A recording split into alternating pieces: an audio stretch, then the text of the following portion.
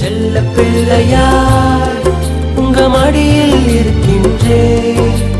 எதுவும் என்னை பிரித்திட முடியாது, எதுவும் என்னை பிரித்திட முடியாது, எதுவும் என்னை பிரித்திட முடியாது.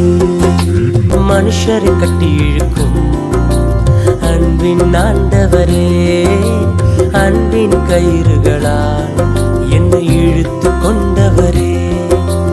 எப்ராயிமே உன்னை எப்படி கைவிடுவேன், இஸ்ரவேலே உன்னை எப்படி ஒப்புக் கொடுப்பேன். எப்ராயிமே உன்னை எப்படி கைவிடுவேன், இஸ்ரவேலே உன்னை எப்படி ஒப்புக் கொடுப்பேன்.